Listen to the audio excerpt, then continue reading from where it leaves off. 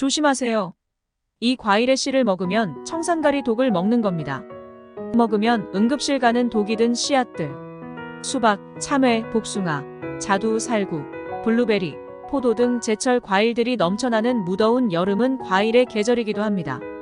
하지만 과일을 먹을 때마다 고민되는 것이 있습니다. 바로 씨입니다. 과육과 달리 씨는 대체로 맛이 없고 딱딱해 발라내야 할 귀찮기만 한 대상입니다.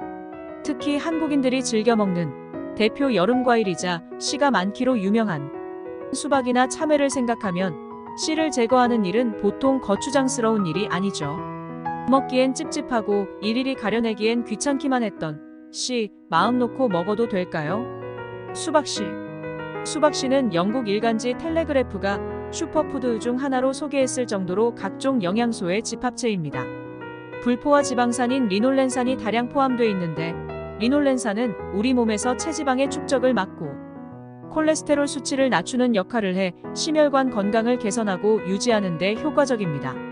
또한 수박씨는 씨앗 중에서도 단백질 함량이 높고 식이섬유가 다량 들어있어 장 건강에도 좋으며 근육을 만드는 아미노산의 일종인 아르기닌도 풍부합니다. 수박씨에 함유된 시트롤린 성분은 지방 연소와 혈관 확장을 도와 남성의 정자수를 늘려주는 효능도 있습니다. 식품의약품안전처는 수박씨의 효능으로 성장 발달, 성인병 예방, 노폐물 배출, 피부 미용 등을 꼽았습니다. 수박씨엔 각종 비타민, 칼슘, 무기질 또한 풍부합니다. 수박씨는 과육을 먹으면서 씹어도 되지만 소화가 불편하다면 차로 활용하는 방법이 좋습니다.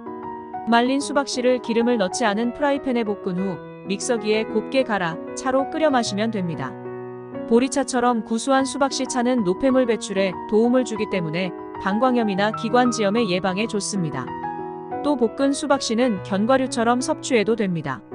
중국에서는 호박씨처럼 볶은 수박씨를 전체로 내놓기도 합니다. 볶은 수박씨 가루는 미숫가루 등의 다른 곡물 가루와 함께 섞어 먹어도 좋습니다. 참외씨. 참외씨의 경우 배탈이 난다라는 옛말로 인해 섭취를 기피하는 이들도 있습니다. 하지만 이는 상한 참외에서 비롯된 말이며 신선한 참외는 씨까지 먹어도 됩니다. 더욱이 참외씨엔 칼륨, 인 등의 미네랄이 풍부하고 식이섬유도 많아 변비 개선에 효과적일 수 있습니다. 특히 참외씨를 발라낸다고 태좌까지 모두 덜어낸다면 참외 속 영양소를 쓸어버리는 것과 같습니다. 태좌에는 참외 과육보다 비타민 B의 일종인 엽산 함량이 5배 더 높고 비타민C도 풍부합니다. 포도씨. 8월이 제철인 와인의 원료, 포도의 씨는 어떨까요? 포도씨엔 강력한 항산화 성분인 레스베라트롤, 프로안토시아니딘 같은 폴리페놀류가 다량 함유되어 있습니다.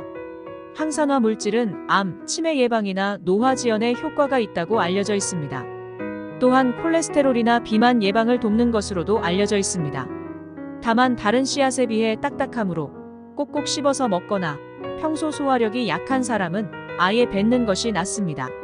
앞서 말씀드린 수박씨, 참외씨, 포도씨는 전부 건강에 좋은 성분이지만 드물게 씨를 너무 많이 삼킬 경우 식물위석증에 의해서 위장관이 막히는 장폐색이 생길 수 있기 때문에 가급적 씹어서 먹는 것이 좋습니다. 먹지 마세요.